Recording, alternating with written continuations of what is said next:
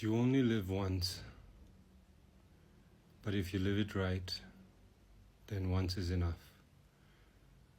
These simple but profound lines were expressed by an American actress. I think her name was Mary Jane West, popularly known as, her screen name I think was Mae West. I wanted to first thank everyone who has taken their time to offer your condolences, and those of you who have physically come and also expressed your sadness in the passing of my father. It's been close to almost a week now. Hi, my name is Karma Dendup, and this being a Wednesday, and we are now so close to the alphabet Z or Z, but today the alphabet that I am going to talk about is Y, and amongst the many things, ideas and concepts, what I thought I wanted to speak about, this was before I got the news of my father's passing, was YOLO. So it's not really a word, but everybody now is familiar with it. It's hashtag YOLO, which for old-timers like myself who don't know the full form of it, it means you only live once. So I think it's apt that I speak about it. Coincidentally, I was thinking that in the Buddha Dharma as well, even in Vajrayana Buddhism and in Mahayana Buddhism, there is something called Deljor da Dembi Milu. That means a fortunate human birth. And while YOLO in its popular expression might mean something else, I interpret it as Deljor da Dembi Milu. That means a life that is blessed with the so-called five senses and all the other luxuries and comfort that come with it. More than YOLO, what I wanted to actually think, when I was thinking about what I'll talk about today, I thought about Yodo, which would mean, I'm coining this term, it means you only die once.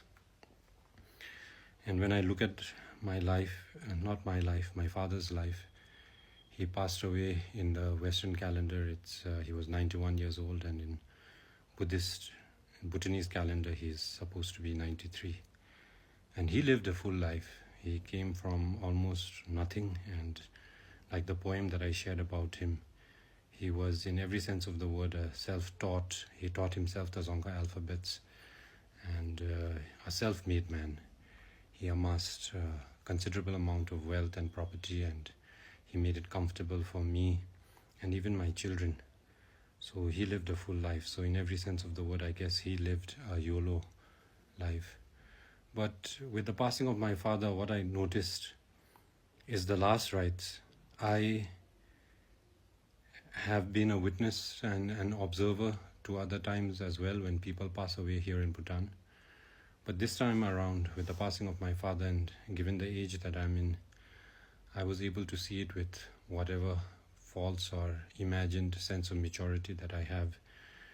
And because of the astrologer and everybody, all the rites that go into a Bhutanese Buddhist man or woman passing, we have been advised to keep his body for 2 weeks.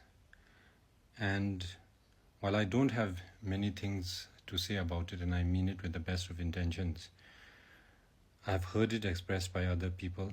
A few months ago, a very close childhood friend of mine also passed, and therein also I heard other people who were helping out express about how expensive an affair it has become to perform the last rites of somebody who passes on here in Bhutan. And I will keep this short. What I wanted to share is that, be it the Trasal Hensok or the Shung Trasang, or be it if you are from the Nyingma or the Kaju or the Giluk or the Sakya sect or school of thought, as many scholars would call it, I think it really desperately needs a rethink how we perform the last rites of somebody who passes on. Because of the life he lived, and as enterprising a man as he was, he made it comfortable enough for my family to be able to afford all of this. But the more I look at it, the more the thought that comes in my head is, how will a so-called common man, a man of maybe meager or limited resources, be able to perform all of the rituals and the pujas that go into this? And with the little Buddhism practice that I indulge in and I practice myself, I find most of it, I won't say unnecessary, but I feel that it can be done without it. The reason why I'm making this video is firstly to keep this routine that I have created for the past few months of recording a video every Wednesday.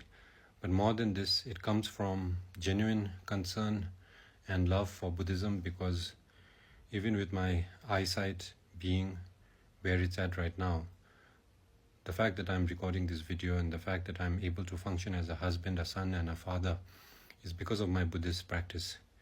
And I feel that, just like one of the popular videos that I have here in my gallery about how expensive it has become to perform and conduct the annual pujas here in Bhutan, I think what the expenses that go into performing the last rites of a loved one is something which desperately needs a rethink here in Bhutan, because I feel these are the times when so-called sorrow or misfortune befalls us. That's when we need the Buddha, the Dharma, the Sangha the most. And if it's going to be as expensive as it is right now, then I think it works in the detriment of the religion or the philosophy or the practice, whatever you want to call Buddhism. So I don't have any suggestions to give. I don't have any recommendations to give. This is just a genuine concern, because I want the Buddha Dharma to flourish and be of benefit to as many sentient beings as it has been for me. And that's why I'm recording this video. Thank you so much. While this was supposed to be YOLO and I was going to talk about how we can live a full life,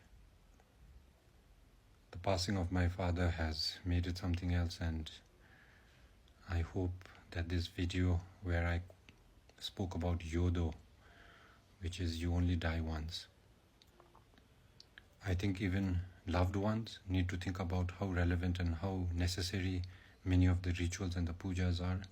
And more than that, the concerned people in the Shungtratsang, the Lebes and the Khembos and the Tukus and the Rinpoches, whoever sees this, we seriously, desperately, definitely need to rethink how we bid farewell to those who have left us. I also want to share on a note that with every passing, we are reminded of impermanence, like the video that I made when we reached the alphabet I. And it also reminds and reaffirms my understanding and thought with regard to when we reached the alphabet C and I spoke about change. So thank you so much, all of you who have taken the time to drop a comment, and all of you who follow me. I'll catch you in the next one.